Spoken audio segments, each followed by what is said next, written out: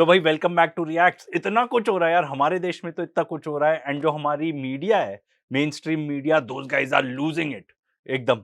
तो आज उन्हीं को और एक्सपोज करेंगे हमारी मीडिया को। Let's go. पहले जब नॉर्वे में प्रधानमंत्री मोदी की प्रेस ब्रीफिंग थी, तब एक महिला पत्रकार ने उनसे सवाल पूछा। वो भी मोबाइल उनके पास था, शायद वहीं से वो सवाल पूछती हैं।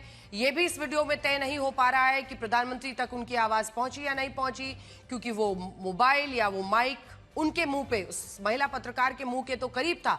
वो आवाज उनके मोबाइल में तो रिकॉर्ड हो गई, लेकिन वहां तक गई या नहीं। हम मुझे नहीं लगता उन्होंने सुना होगा, कुछ ऐसा प्रतीत नहीं हो रहा कि ऐसा उन्होंने मे भी सुना, बट किसी एक ने तो सुना। वो ये देखो, ये वाली जो देख सकते हो आप, ये जो लेडी दिख रही है एकदम से मुड़ती है कि हाउ डेयर यू। या तो she was very surprised, she was like हमसे इतनी मिसमैनेजमेंट कैसे हो गई। या तो शी वाज वेरी सरप्राइज्ड कि भाई किसी ने ऐसे माहौल पे जब सब उठ के जा रहे हैं, किसी की ऐसी दम पड़ गई कि भाई कोई सवाल पूछ ले, सॉर्ट ऑफ इंटरप्ट कर दे। इसे ही कहते हैं कि एक ऐसी जगह पर अपने आप को खड़े कर कर सवाल पूछना, जहां पर आपको लगता है आप पोजीशन ऑफ पावर में हैं, आप पोजीशन ऑफ एंटाइटलमेंट पे हैं, और फिर झड़क कर सवाल पूछकर यह तमतमाते हुए निकल जाना।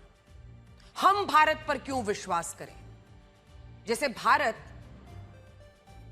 कोई छोटा और नगण्य देश हो और उनका देश बहुत बड़ा। तो देखो यार, अगर आप मीडिया में हो, ठीक है, तो आपका काम ही है ये कि पावरफुल सवाल पूछना, ऐसे सवाल पूछना जो सामने वाले के लिए क्रिटिकल हो। एंड इनफैक्ट न्यूज लॉन्ड्री पे जो उन जर्नलिस्ट ने अपना इंटरव्यू भी दिया है, उसमें उन्होंने बोला कि भाई देखो, मेरा तो काम ये है कि मैं सबसे सवाल पूछूं, कड़े सवाल पूछूं, ठीक है, एंड खास तौर पे सख्त सवाल पूछूं। एंड खास तौर पे मेरा तो क्वेश्चन ये भी बनता है ना कि मैं अपने गवर्नमेंट से सवाल पूछूं कि भाई आप क्या कर रहे हो, आप क्यों इंडिया से रिलेशनशिप बना रहे हो, उसके लिए हमारे लिए क्या है, एंड जो भी और सवाल वो पूछना चाहते हैं। तो भाई तुम तो भूल ही गए हो कि मीडिया में रहना क्या होता है, कि भाई आप सवाल पूछो, जो अच्छी चीजें वो तो है ही है अच्छी ना, ठीक है, उसके ऊपर फूड प्रोग्राम, ट्रैवल ब्लॉगर वो सब बनाते रहेंगे। आपका काम ये है कि भाई जो गलत है उसके ऊपर सवाल पूछना, तो वो तो अपना जॉब कर रही है, आप लोग नहीं करते हो अपना जॉब। वैसे अंजना ओम कश्यप कितने अच्छे से अपना जॉब करती हैं, उस पे भी अभी आएंगे, पर पहले इनके सारे पॉइंटर्स सुन लेते हैं। तो भाई you have a position of authority, आपको सवाल पूछना है, आप उसी के लिए वहां पर हो। मतलब ये लोग क्या बेवकूफी सी बात कर देते हैं, मुझे तो ये नहीं समझ में आता कि भाई अगर आपको किसी मामले को दबाना है तो उसको ऐसे रहने दो, भाई इग्नोर कर दो। इस तरीके से आके करोगे तो भाई मीडिया, मतलब आप बाकी लोगों को ही और मसाला दे देते हो, ठीक है, मीडिया पर और सवाल उठाने के लिए। दूसरा सवाल उस अखबार को लेकर है जिसमें ये पत्रकार काम करती हैं। इस अखबार का नाम है डैग्सेविसन, और पहले ये नॉर्वे की नॉर्वेजियन लेबर पार्टी का मुखपत्र यानी माउथपीस हुआ करता था। अब नॉर्वेजियन लेबर पार्टी नॉर्वे की वही राजनीतिक पार्टी है जो दुनिया के 117 राजनीतिक पार्टियों के साथ एक प्रोग्रेसिव अलायंस का हिस्सा है। वेरी इस गुड प्रोग्रेसिव अलायंस में इन्वेस्टिगेटिव हमारे जर्नलिज्म। देश की आगे देखते हैं। कांग्रेस पार्टी भी। अब तो भाई, अब नेक्स्ट तो ये होने वाला है कि भाई ये कहेंगे George Soros best Trump card. वही यार, इतने सालों से वही स्क्रिप्ट चलाए जा रहे हो, कुछ तो नया सोच लो यार। कितने बिलियनर्स है पूरी दुनिया में, अमेरिका का पूरा काम ही यही है, कितने के यूएसएआईडी देना, फिर वहां रेजीम चेंज करवाना, इतने सारे लोग इन्वॉल्व रहते हैं, सबके इतने एजेंडा रहते हैं, किसी नए को तो ले आओ। इससे भी बड़ी बात यह है कि इस प्रोग्रेसिव अलायंस में जॉर्ज सोरोस भी शामिल हैं, जिसके संगठन ओपन सोसाइटी फाउंडेशंस को हमारी भारत सरकार ने वॉच लिस्ट में डाला हुआ है। और जिस प्रेस फ्रीडम इंडेक्स की इस पत्रकार ने बात की, उसकी फंडिंग भी जॉर्ज सोरोस के इसी एनजीओ से आती है। इससे यह भी सवाल उठता है कि इस घटना में इतने सारे इत्तेफाक कैसे हैं और सारी कड़ियां एक दूसरे से आखिर कैसे। वाह यार, वाह यार, सब कुछ जॉर्ज सोरोस सोचता होगा यार, मुझे इतना सारा क्रेडिट मिल रहा है, इतना क्रेडिट मिल रहा है मुझे, इतना मैंने तो ये सब सोचा भी नहीं, मुझे इतना क्रेडिट मिल रहा है। जहां तक बात हो रही है प्रेस फ्रीडम रैंकिंग की, तो भाई बधाई हो हम लोग को जो इंडिया में है, क्योंकि हम अपने सारे नेबर्स से नीचे हैं, सारे, ठीक है, and including Pakistan, including Bangladesh, Sri Lanka तो आई थिंक काफी ऊपर ही होगा, ठीक है, इंक्लूडिंग नेपाल। एंड पता है किससे हम जस्ट एक रैंक ऊपर है? अफगानिस्तान।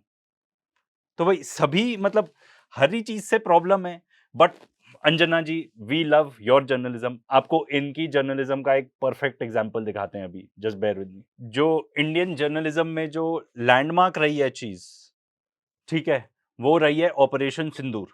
एंड उसी टाइम पर यहाँ पे चल रही है रिपोर्टिंग। ये बता रहे हैं कि जैसलमेर में कहीं हमला हो रहा है, ठीक है, और वहां से पाकिस्तान से मिसाइल्स आ रही हैं, ये देखो। आफ्टर शेलिंग हो रही है और इस समय भी अंजना धमाका जो कैमरे पर से सिखाऊंगा थोड़े से नुकसान पर निकले यहाँ पर धमाकों की आवाज सुनाई दे रही मेरे धीरे यहाँ पर धमाकों की आवाज सुनाई दे रही है काफी। लाइट कम कर लीजिए, लाइट कम कर लीजिए, लाइट कम कर लीजिए सुनील जी, लाइट वॉल्यूम कम करेगा। लाइट कम कर ये सब एकदम लाइव हो रहा है यार, मैं नहीं सुनिया। एक बारी और यहाँ पर धमाकों की आवाज सुनाई दे रही है काफी। लाइट कम कर लीजिए, लाइट कम कर लीजिए, लाइट कम कर लीजिए सुनील जी, लाइट वॉल्यूम कम करेगा। लाइट कम। यार वैसे भी ना अब हमारे क्या कहते हैं मीडिया, उसमें तो what is that guys name यार, सौरभ द्विवेदी, जो लल्लन टॉप में था, वो जाके देखो अपना बन गया एक्टर, एक विलन की एक्टिंग की उसने। ठीक है अंजना जी, आपको भी ना जाके डायरेक्टर बन जाना चाहिए, लाइट कम कीजिए, लाइट कम कीजिए। ऐसे ही हमारे यहाँ पे एक और हैं,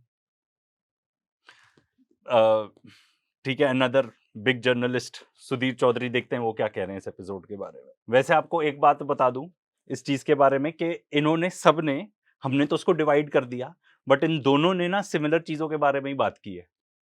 ऐसा कुछ फर्क नहीं है दोनों में कि भाई सेम टॉकिंग पॉइंट्स है, हमने तो बस सेपरेट कर दिया उनको। ठीक है, जैसे कि कोई स्क्रिप्ट आई हो, यही पढ़ के तुम्हें बताना है। ये जवाब सुनने के लिए आई ही नहीं थी, ये सवाल पूछने के लिए आई थी, हंगामा करने के लिए आई थी। हेल यंग की उम्र लगभग 28 साल है। पत्रकारिता में इस रिपोर्टर का कुल अनुभव 5-6 साल से ज्यादा का नहीं है। कल शाम तक एक्स पर हेल यंग के सिर्फ 850 फॉलोअर्स थे, 850।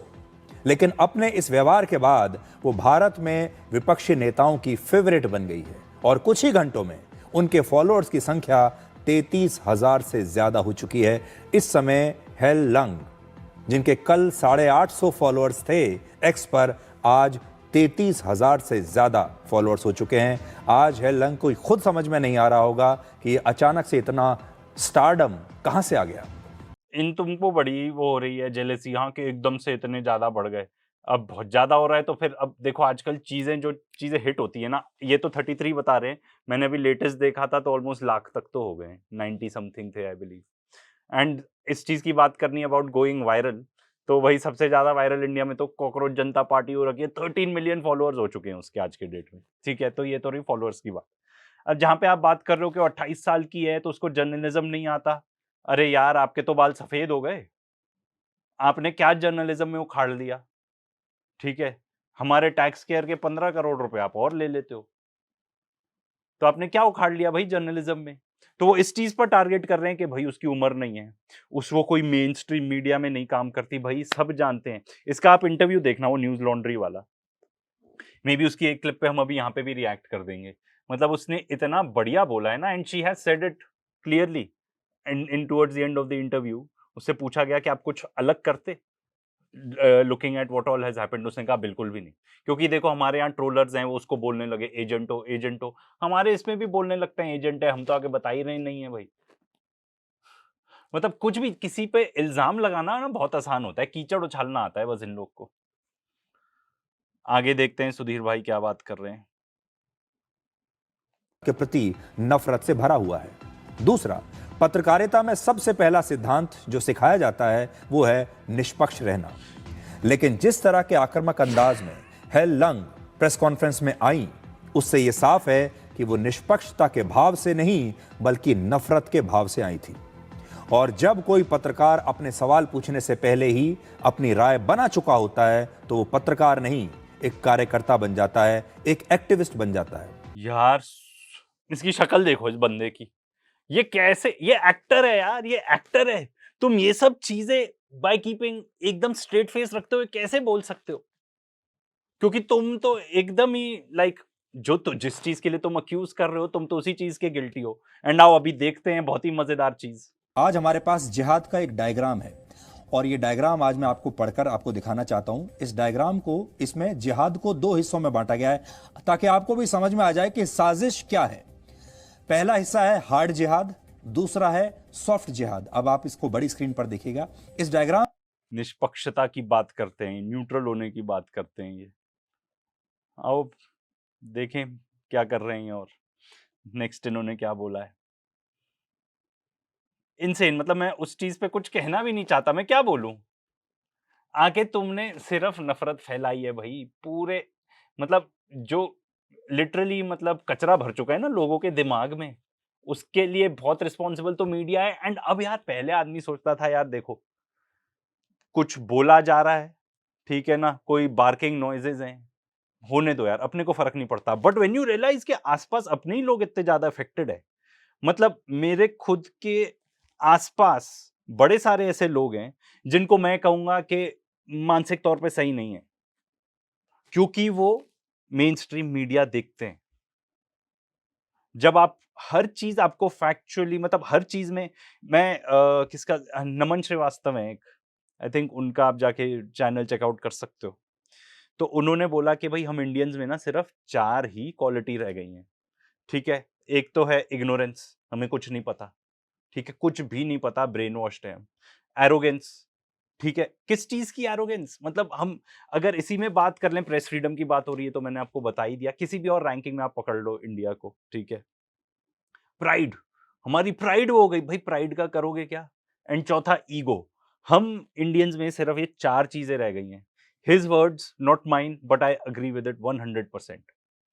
एंड ये जो टीवी पे आता है ना, ये सब उसी का जीता जागता एग्जाम्पल है।